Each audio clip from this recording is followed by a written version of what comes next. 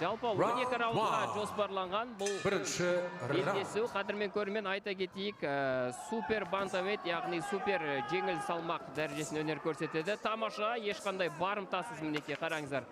Бірден ашық айқасқа кірісуге дайын қос спортшы. Қанат Сәңгілдің енді Бекасылы басымырақ тұстарын айта кетсең қарсыласқа қарағанда. Жалпы өзің дәл осы боксшының қоласында жаттығасың, иә? Я дәл солай, және де бір залда өнер көрсетеміз. Жалпы Харджот Сингке қарсы жекпе-жек естеріңізде шығар, иә? Дәл осындай джебтермен тастап, есеңгіретуді көздеген Қанат Сәңгіл бүгінде дәл сол тактиканы жүзеге асырып жатқандығын көріп отырсыздар. Бірақ енді Кабрильостың тағы бір көзіге түскен сәтін айта кетейін. Бапкер штабпен негізгі талқылаған сәттер деп айтсақта да болады, тактикалық. Бұл жігіт көбіне күтеді. Бірінші соққыларды қабылдауға тырысады, және де Филиппин боксын біздің қазақ жанкүйерлер жақсы біледі. Өте шапшаң келеді бұл жігіттер. Енді бұған дейін өзбек бауырларымыздың төзімділігін де өзіңіз эфир барысында айтып өттіңіз. Ал Филиппин боксшылары керісінше шапшаңдықпен негізгі әрекетті екінші раундтан бастап көздейді. Және қазірде Ким Брайан Қанат Сәңгілдің ауыр джебтерін қабылдауда. Бірақ енді сайдстепті де өте жақсы меңгеретін жігіттердің қатарынан. Ал Сәңгілдің бұған дейінгі 2-1-дей соңғы жекпе-жектері нокаутпен аяқталған естеріңізге сала кетейін. Салқынған әрекеттер.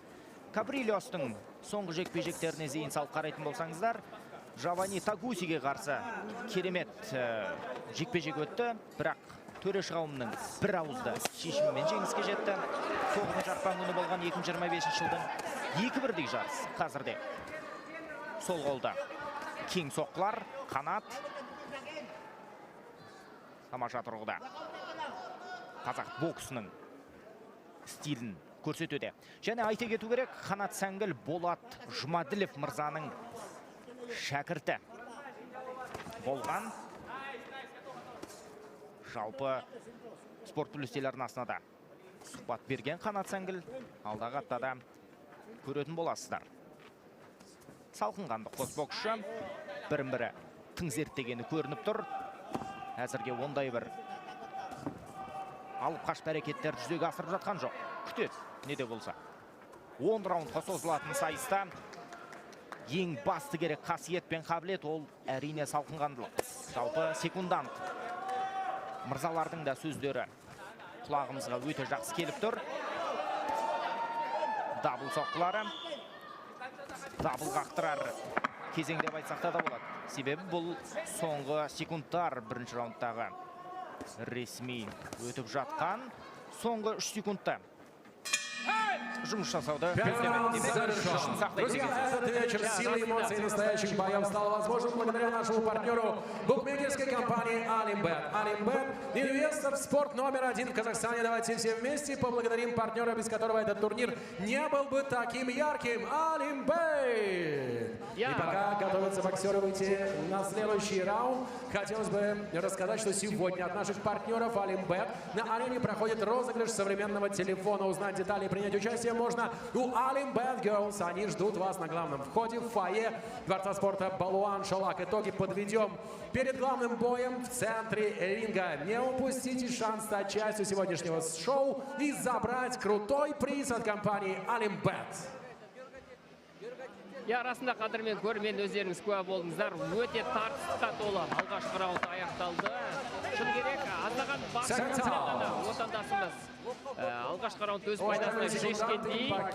Бірақ Кабрильосты өте жылдам екен арасында. Соққыларын дер кезінде тартып үлгеріп жатыр. Раундтың соңына қарай бірнеше жақсы соққысын тартты. Ким Брайан, мінекей тамаша, қараңыздар, өте тартысты жекпе-жек, мінекей. Соққы алмасу, қос боксшылар жалпы соққылар ауыр секілді.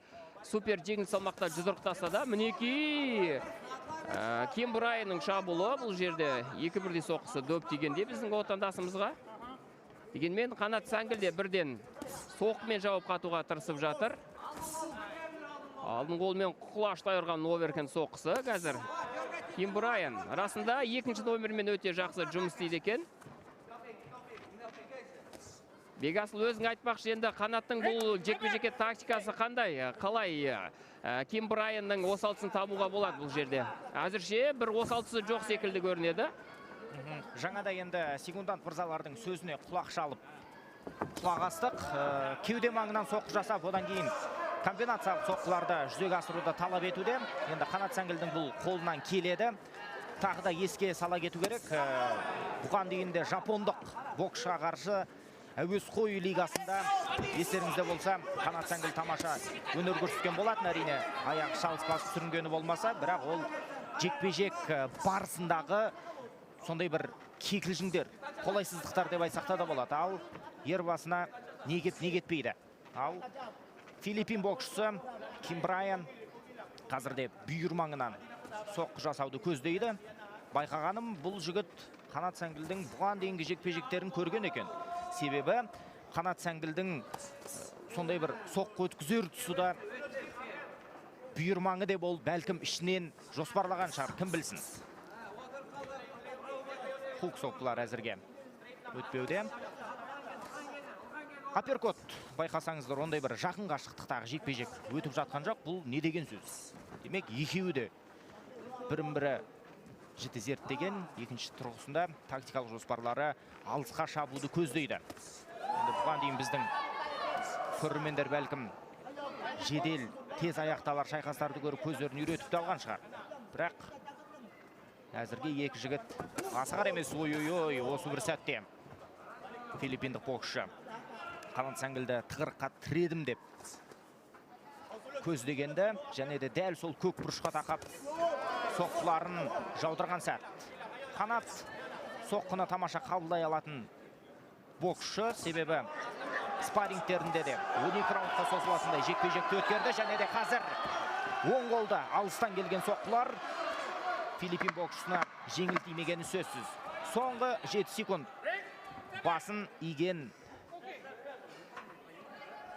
Ким Брайан, бірақ бұл ережеге қарсы емес. Трансляция сегодняшнего вечера доступна на телеканале Спорт Плюс. Спорт Плюс на пульсе спорта. Также в этот вечер нас поддержали компания Туран Спортс, фонд поддержки талантливой молодежи в спорте, дом медико-инновационные технологии, поставка и оснащение больниц качественным медицинским оборудованием под ключ. 19 лет на рынке страны. А также Rhythm Day, семейный ресторан с детским игровым.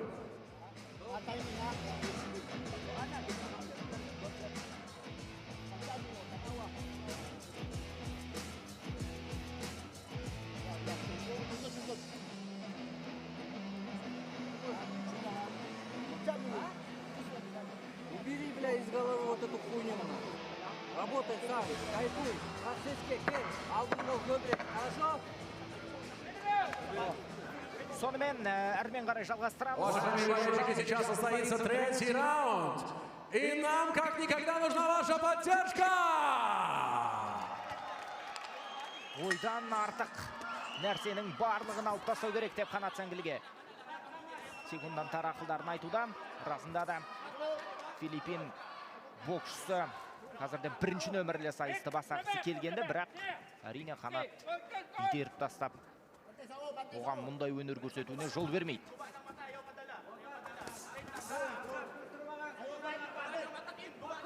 Асыдан алып келіп жатыр, байқаңыздар, соққыларды. Ким Брайан Кабрильос. Бокс әлемінің заңдылығына сүйенетін болсақ, жақын қашықтықтағы соққылары әлде қайда жойқын сезіледі қарсыласқа, және әзірге мұндай соққылармен топты жарамын деп көздеу қаттай тактикалық жоспар. Орта шептегі жекпе-жектің бір түрі. Тамаша джеб. Тура иек маңына өте шыққан. Ал белбеу тұсын көздеген Ким Брайан мардымды дейтіндей екі соққыны тигізген есімізде екінші раундта. Ал жаңағы соққыларын ұтымды пайда ретінде қарастыруға келмейтінде шығар. Себебі төрешілердің де бұған дейінгі ұпай беру жүйесін анықтаған болатынбыз. Комбинациялық джептер.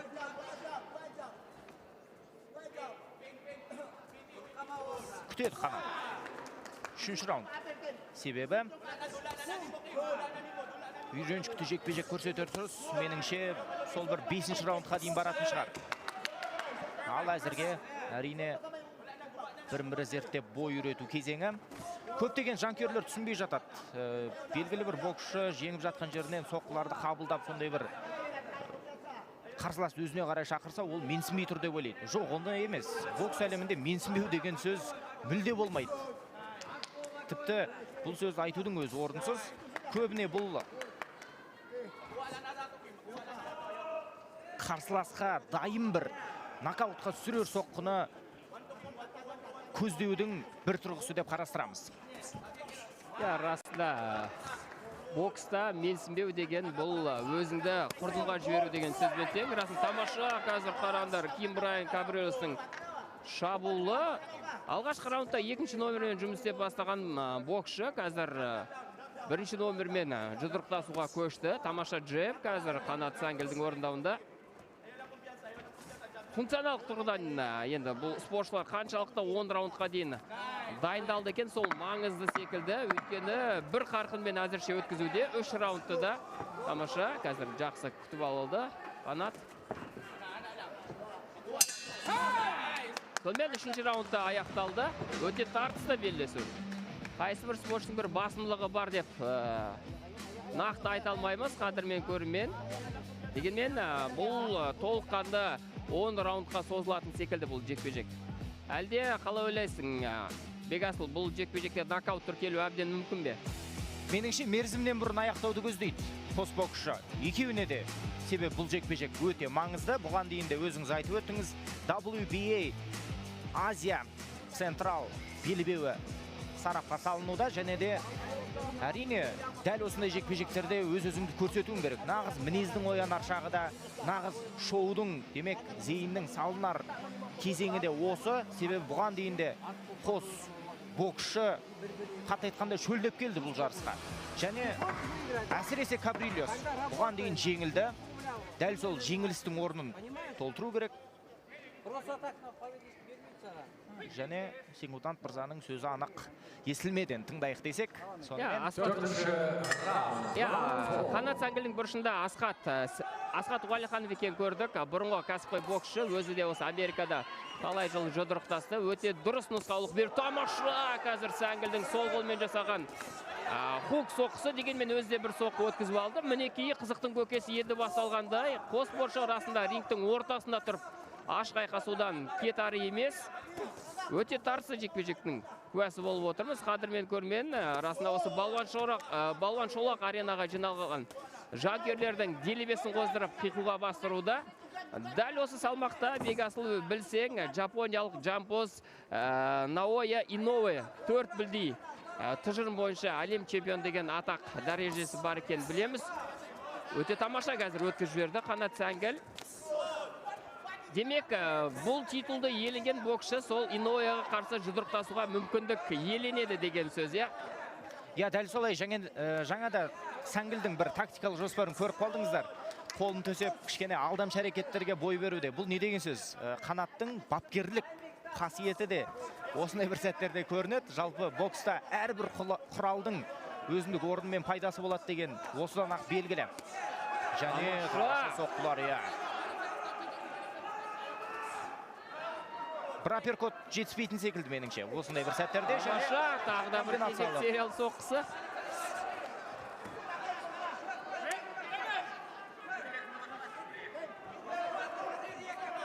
Жалпы енді мінез тұрғысынан алғанда біздің қазақтар соңына дейін жұдырықтасады ғой. Ал мына филиппиндік боксшылардың мінез тұрғысынан қалай екен? Бұл кісілер жарты жолда сынып қалу деген қасиет бар ма жалпы?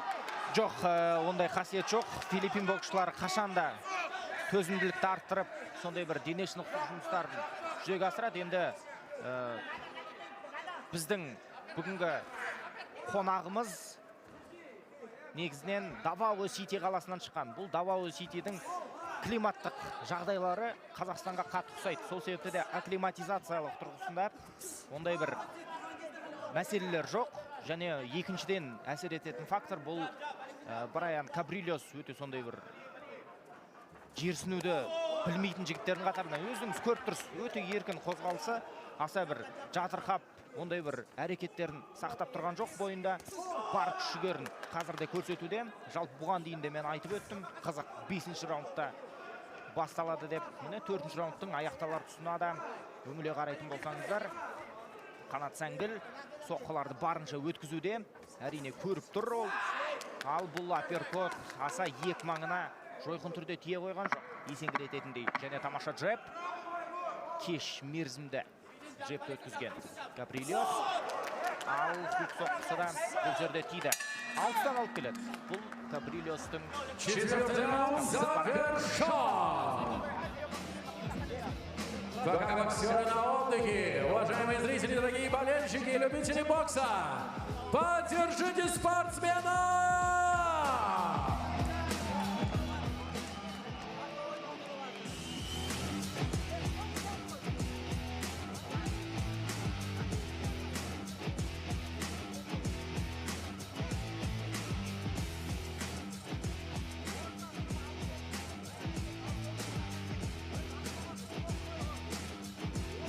Я қадірме көрінген 4-ші раундтың керемет сәттері назарларыңызда. Расында осындай Балуан шолақ аренада жиналған жанкүйерлерге керемет бокс кешін ұсынған біз Эрді промоутерлік компаниясының басшыларына және осы Қазақстан кәсіпқой бокс федерациясының басшыларына расында өте бір жанкүйерлердің атынан алғыс айтқымыз келеді.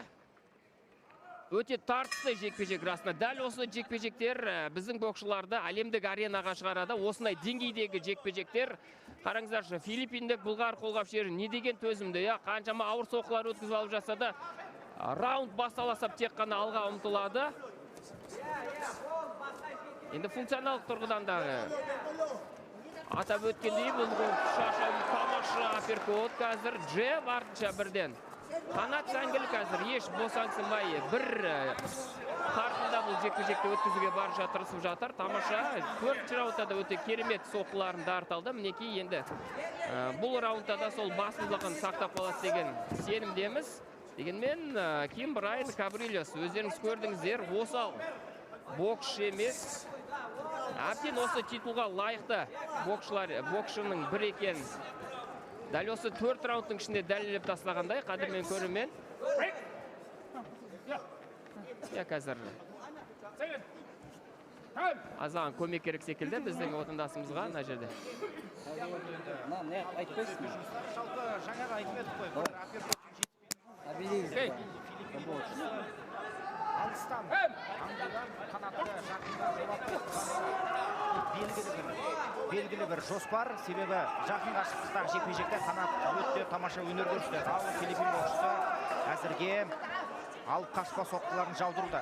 Жалпы бокста қаңғыған соққы жаман емес пе? Қаңғыған соққы тисе көбіне құрдымға жібереді. Сол себепті де екеуі де көзін алмай бір-біріне қарауда. Жаңа мына бір бұрышында отқан сәтте филиппинстің көзіне қарадым. Ким Брайан Габрилиос бойында көзі енден жанып келеді. Сол себепті де нағыз жоспар құрар кезең секундаттар үшін енді туған секілді.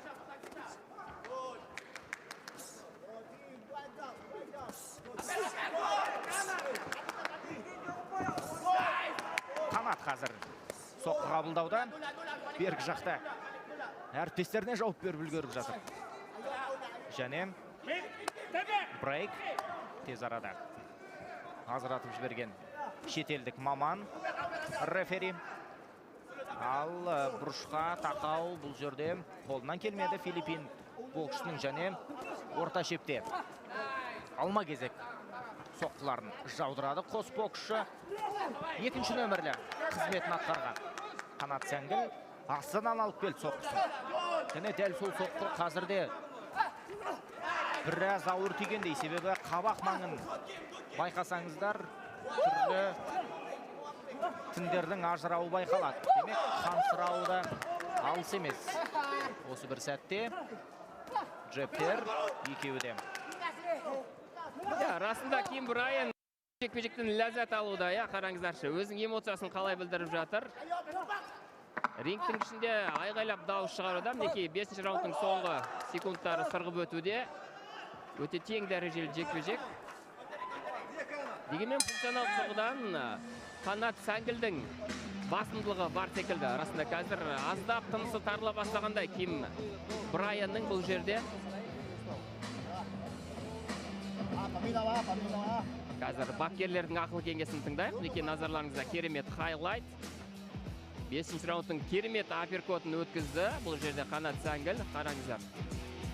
Өте жақсы сәтте дартқан екен, соққыны таймингі, яғни өте жоғары деңгейде деген сөз.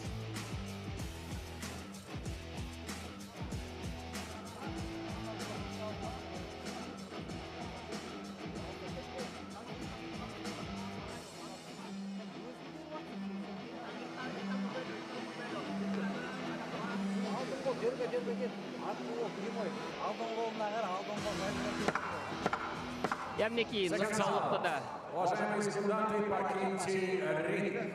естідік. Асқат Уәлиханов алдыңғы қолмен көп жұмыс істеуін өтініп тұр. Қанаттың ыңғай келгенде артқы қолдың соққысын қосу керек бұл жерде. Тамаша, мінекей керемет қалай күтіп алды, қазір. Сәл дәлдірек болғанда тіпті бір есеңгіретуге де мүмкіндігі бар еді Қанаттың.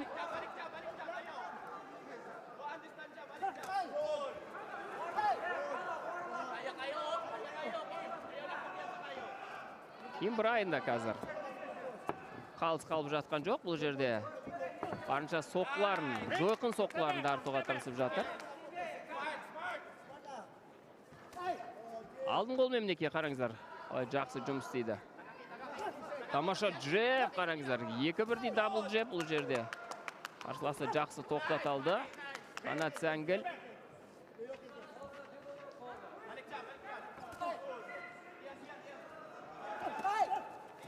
Лаштайырған соққысы Брайан дегенмен дер кезінде өткізіп жерді бұл соққыны отандасымыз.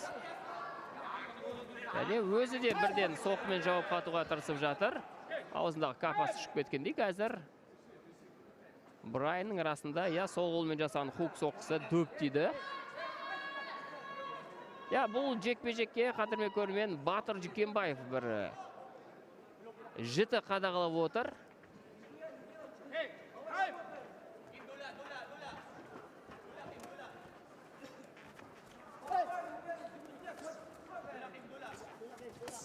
Тамаша, мінекей артқы қолмен жақсы джебпен жақсы күтіп алды. Тамаша, дабл джеб бұл жерде қараңыздаршы.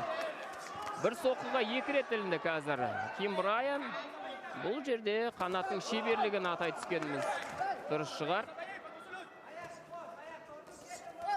Жаңағы ол Асқаттың айтқан нұсқаулығын өте дұрыс орындап жатқан секілді қазір Қанат. Дәл солай, Қанат қазір алдың қолмен тамаша жұмыс істеуде. Байқасаңыз алыстан ондай бір көп күш құрдар соққы беріп жатқан жоқ. Ал осымен 2-ші мәрте. 2-ші мәрте капасын шығарып жүр. Демек бұл шаршағанның белгісі деген сөз. Жалпы капамен тыныс алу қиындау негізі. Өзіңізде енді бокстың әлемінде жүрген майталмансыз ғой, жалпы қолғап киіп көрген.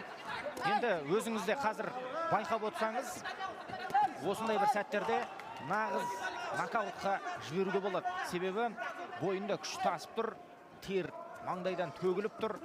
Ал Қанат өзіндік межесін көздеп тұр осы тұста. Қалдыратын шығар.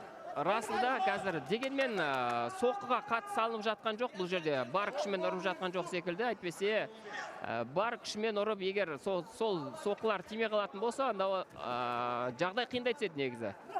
Соққыларың ауа қармаған сайын шаршай бастайсың, сондықтан соққыға қатты салынып жатқан жоқ бұл жерде. Қанат Сәңгіл жалпы тактикалық тұрғыдан өте дұрыс тактика қойған екен. Мінекей сериялы соққысы және ауыр соққы болмаса да ұпай алып келетін соққылар. Дегенмен қараңыздар, қандай оверхенд өткізіп алды қазір. Қанат Сәңгіл бұл жерде қолды түсіруге болмайды.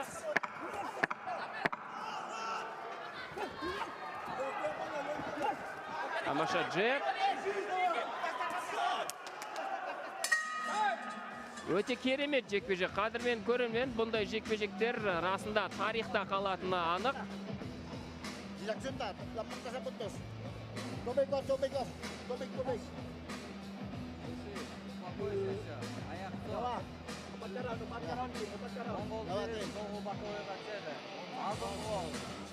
так, ішке, вообще ұрып атқан жоқсың ішке.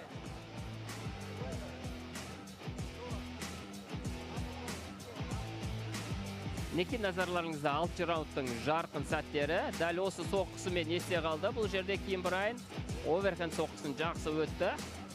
Жақсы өткізді. Чемпиондық раундтар басталды енді.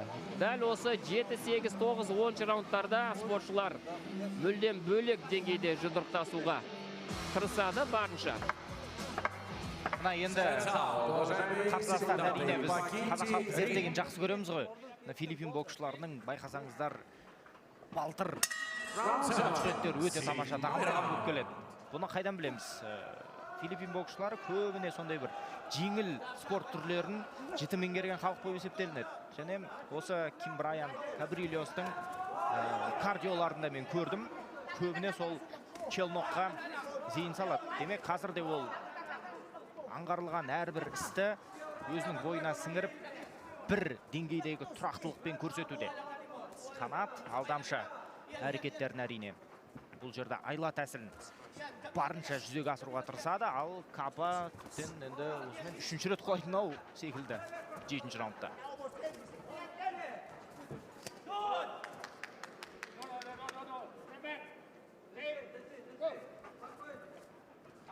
Жалпы бұл бокстың да бір құйтырқы әрекеттердің бірі ғой. Боксшылар арасында сондай құйтырқы әрекеттерге барып тұрады.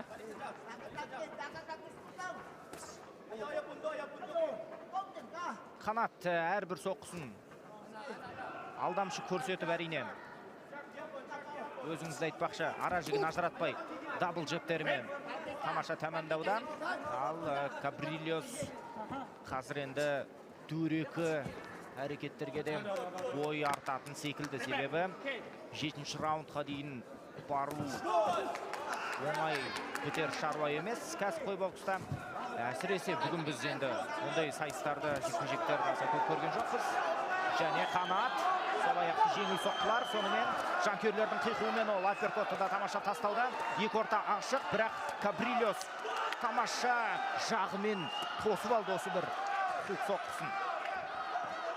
Қанат өткізді 2-1-дей соққыны. Және осындай бір өтімді соққыларда қарсылас үшін өте ауыр соғады. Көп күш кетеді соққы өтіп өткенде. Қанат оны жіті түсінді. Сәңгіл алдыңғы аяқпен секіріп жан-жақты қозғалуда. Әрине әрбір шепті қамтуға тырысады. Әрбір бұрышта орта шептегі айталас. Ал Кабрильос өзінше бойға малынып, әрине бұл соққыларда менсімегендік белгі көрсетуде. Бұл психологиялық тұрғыдағы шабуылдар әрине онсыз да бокста болмайды. Қанша дегенмен бокс бірінші кезекте психологиялық жарыс болып есептелінеді. Джептер салып қашпа, және мұнда енді соққыларды әуесқой бокста да өткізу қиын, ал кәсіпқойда тіптен мүмкін емес. Ек маңы көздеуде Кабрильос. Қазір енді біз дәл рингтің жанында отқаннан кейін атмосфера мүлде бөлек. Соққылары екеуінің де жойқын. Қаншықпағанына таң қалып тұрмын әзірге мен. Өте тамаша раунд өткізді Қанат Сәңгіл. Расында жеңістің кілті джепте деп бекер айтмаса керек. Джеп соққыларымен қалай керемет қарсыласты тоқтатып тастады. Қазір жалпы дәл осы тактикамен жалғастыратын болса, Қанат Сәңгіл чемпиондық титулды иеленуі әбден мүмкін. Уәлихановтың қазір ақыл кеңесін тыңдақ. Назарларыңызда 7-ші раундтың жарқын сәттері. Бұл жерде Ким Брайан Кабрильос бір ғана соққымен көзге түскендей, алдыңғы қолдың оверхенд соққысы өте жақсы өтті. Филиппиндік боксшыда. Ал Қанат Сәңгіл бірнеше ауыр соққыларын дарыт алды. Арасында апперкоты бар, джебі бар. Бүйірден де тамаша соққыларды. Спокойствие и работаем. 3 раунда осталось. Дегенмен қазір Асқаттың бір ақыл кеңесіне құлақ аспай жатқан секілді. Қанат Сәңгіл іштен, алдың қолмен іштен соққыларын көп дартып жатқан жоқ. Жалпы қанат сәңгіл алыс ара қашықта қарсыласты жақындатпай жұдырықтаса өзін жақсы сезінеді екен. Ал қарсылас жақын ара қашықта кірсе, онда жағдай қиындай түсуде. Мына енді шымаң соққыларына тағы бір оралатын болсақ, Ким Брайан байқасаңыз бағана бір 2 соққы өткізді, бірақ екеуінде де шынтағын төсеп үлгеріп жатты. Бәлкім белгілі бір ауырсынулар пайда болған шығар қанатта. Содан кейін де боксшы өзінің тактикасын өзгерту әбден мүмкін. Себебі Ким Брайанның әрекеті қанша дегенмен өте жылдам деңгейде жүзеге асуда. Әсіресе қорғану кезеңінде. Оң қолда тамаша соққы бағытталған. Және қазірде қыспаққа алуды көздеген Ким Брайан, бірақ аса бір адымды қашықтықтар алмауда. Ой-ой-ой, Ким Брайан Кабрильостың сол аяқты, сол қолды кешірім өтінем. Тамаша соққысы өтіп кетті осы бір тұста. Және сәңгіл тез арада мән-жайды ретке келтіру керек, себебі 5-ші раундтан кейінгі әрбір раунд ол чемпиондық белбеуді нәсіп қылар кезең. 7-ші раундта да дәл сондай соққысында артқан еді. Ким Брайан, мінекей, бұл Ким Брайанның дәл осы соққыны жақсы қойған байқалады, және қанатты жақсы зерттеген байқап отырмыз. Қанат ашылған тұста дәл осы соққыны дарытуда, қарымта шабуылмен өткізуде бұл соққыны нақтырақ айтсақ. Жеп алмасы балды қазір қос боксшы. Байқасаңыз, алыс қашықтықтар соққыларының кейбіреу тиіпте жатыр қанатқа. Бірақ тағы да қайталап айтып өтейін, бокс әлемінде осындай соққылар көбіне қауіпті болып келеді. Және ұпай беру жағынан да төрешілер мұндай соққыларға үлкен зейін аударады. Қанаттың комбинациялық соққысы бұл жерде тимеді. Және Кабрильостың осы бір тұста көк соққысын өткізіп алғаны. Қараңыздар, Кабрильостың қорғанысы қандай керемет. Қолы орнында, бір қарасыңыз, әйтпесе, сәл қолы төмен болғанда бұл өте бір жойқын соққы болатын еді. Кезек сериалы соққысы Кабрильос қазір.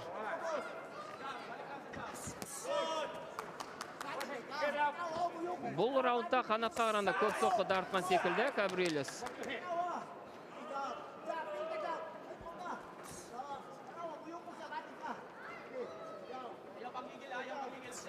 Шіркін 55 келі салмақтың бар керемет осы да емес пе? Қос мықтының жүздесуі бар қызығушылықты оятқанса, және де қанат сәңгіл тамаша. Әрбір соққысын осы бір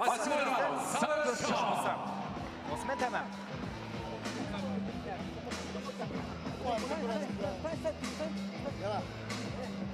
Ayaw magpulihan sa certificate, ha? Kailangan makuha na to. Ayaw punto sa ikaw. Ayaw punto sa ikaw yan, ha? Ayaw punto din, ha? Ayaw punto. Kuha na rin mo, ha? Sadyan mo, kuha na rin mo. Ha? Sipay na nga. Now.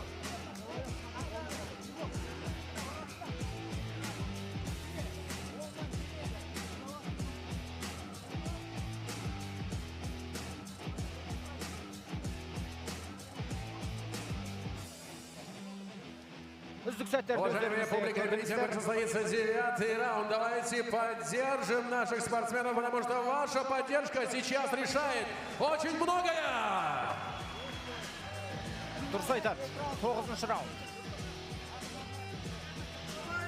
Сағаншақ белбеудің тартпаның нақ тартылып тізгінді босатар кезең және кеттігендеше. Кабрильос. Өте еркін екеуі де қозғалуда. Және тамаша бүйірден бағытталған соққы, бірақ тағы да қайталап айтып өтейін. Кабрильос осымен 3-ші мәрте шынтағын төсеп үлгеруде.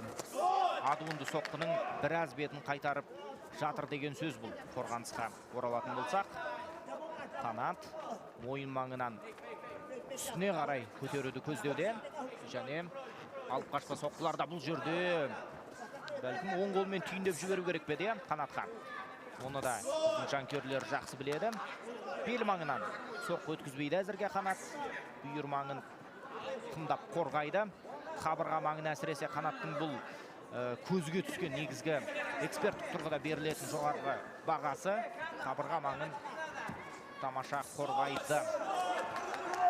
Қашты, үлгерді.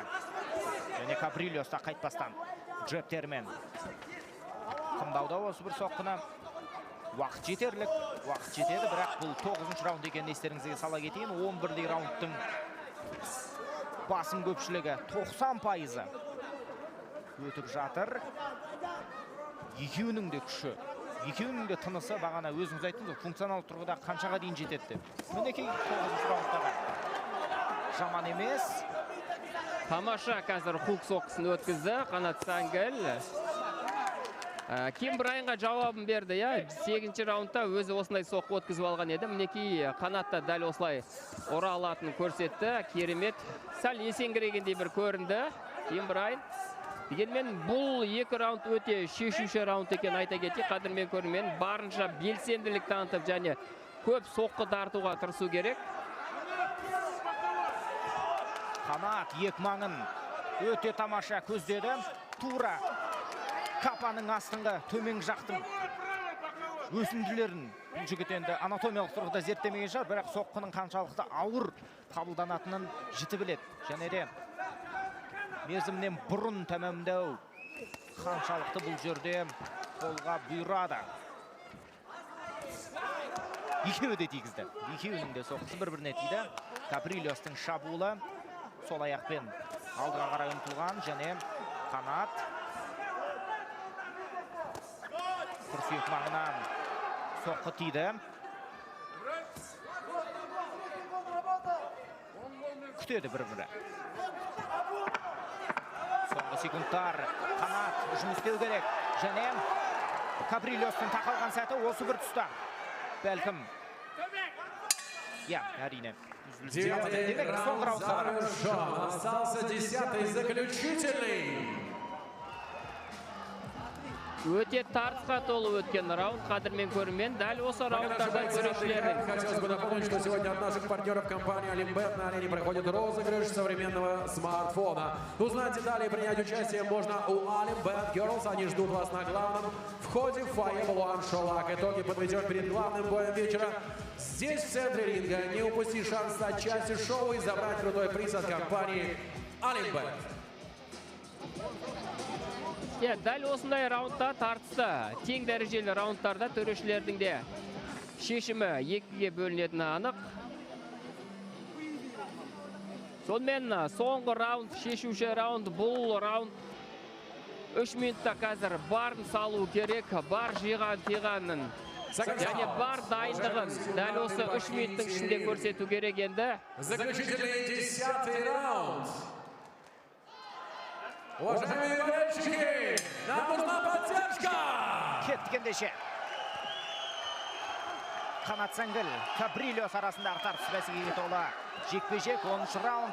Және Қанат Сәңгіл сол қол соққыларымен алдың қолмен жұмыс жасайды, оң қолымен демейді. Ал Каприльос күтеді өзіндік оңтайлы сәтін, бірақ алыстан алып келген соққылар әзірге тиіп жатқан жоқ. Енді 10-шы раундта бәлкім тиіп те кететін шығар, себебі екеуінің де әл-ауқаты бір деңгейде, екеуі де шаршаңқы. Және Қанат керемет жеп өтті. Екі маңынан сілекейінің шашырағанда көрдіңіздер. Және дәл сол мұрынның беткі қалаты қамталап тұр. Қазір байқасаңыздар қадірмен көрермен Қанат артқы қолмен жақсы күтіп алып жатыр. Қарсыласты алдың қолмен алдап барып артқы қолдың соққыларын өте жойқын соққысын бір дайындап жүргенде тамаша ішке жеп мінекей.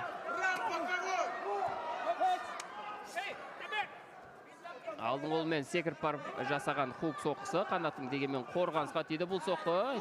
Екінші соққыны өткізіп жерді. Каприльос. Тура шмаңынан өткен соққы болды бұл Қанат үшін. Әрбір соққы бұл раундта өте маңызды.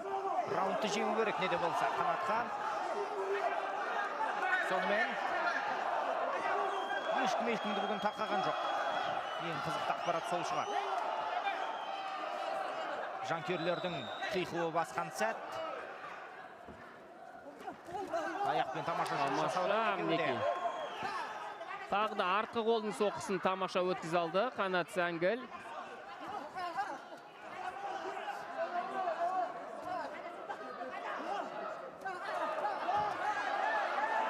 Өзі де бір артық қолдың соққысын өткізіп алды. Және қапа түсті. Осы жолда қанаттың қапасы жерге түскен екен.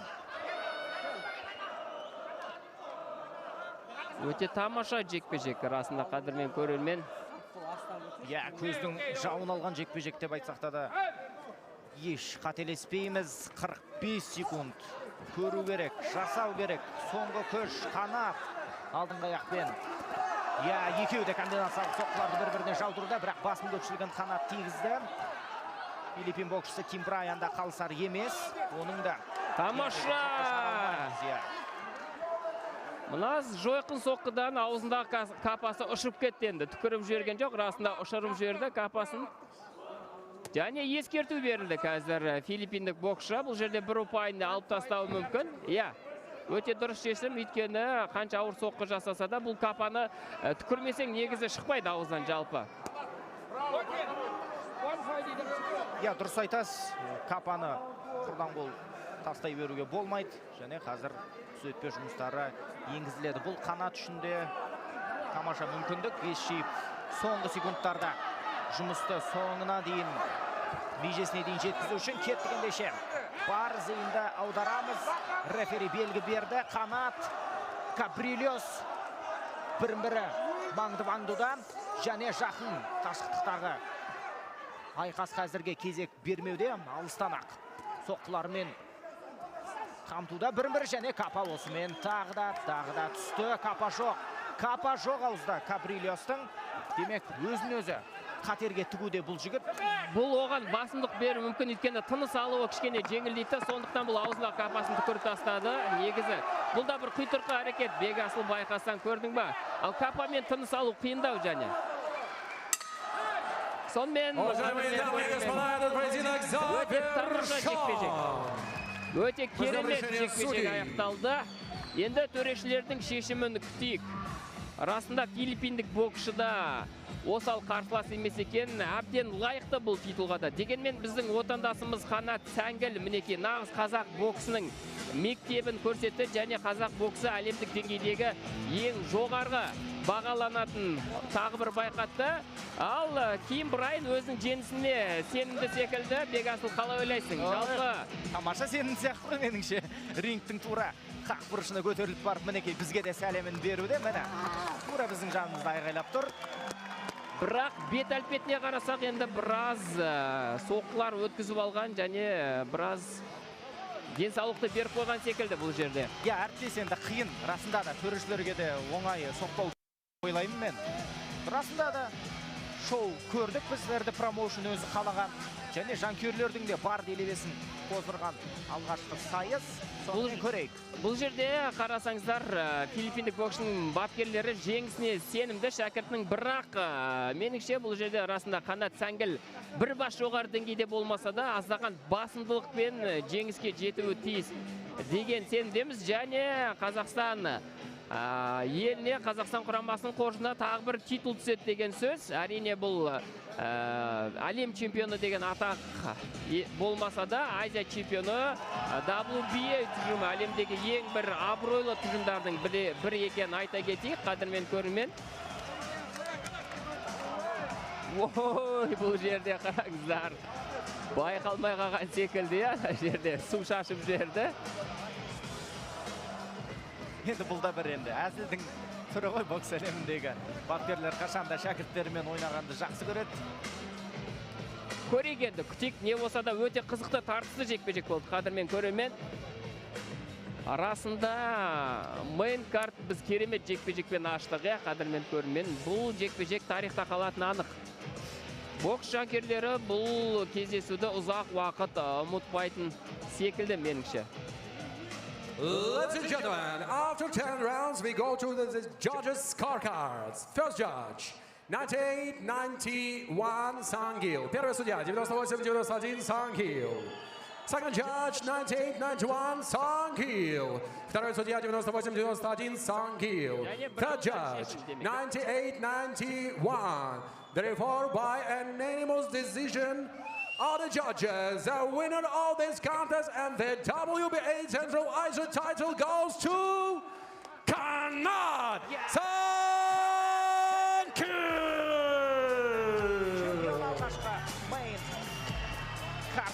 Аплодисменты его сопернику Кимбрай Кабрио. Я расында қарсыласында құрметке лайықты боксшы екен. Қадірмен көрермен дегенмен қараңыздар, жанкерлерге деген бір лебізін білдіруде. Қанат Сәңгілді біз осы бір керемет титулымен құттықтаймыз. Өте тамаша жекпе-жек өткізіп мінекей жарқын жеңіске жетті. Төрешілердің бір ауыздан шешіммен жеңген екен. Расында қошеметке лайықты өнер көрсетті қос спортшы. Мінекей Қанат Сәңгілдің жеңісіне бір титтейде болса үлес қосқан адамдар осы қазір Қанаттың жанында екен. Айта кетейік, қадірмен көрермен. Ал бізде алда бұдан да қызықты жекпе-жектер күтіп тұр деген сенімдеміз. Я дәл солай, қадірменді көрермен, құттықтаймыз. Не де болса үздік сәттерді назарларыңызға ұсынамыз. Бұл көздің жауын алған ерекше жекпе-жектердің бірі, тек бастамасы деп сенеміз. Себебі Үрдек промоушнның алда талай қызықты бәсекеге толы жекпе-жектері бар. Мінекей үйір маңынан өтті тамаша жектер, көріңіздер.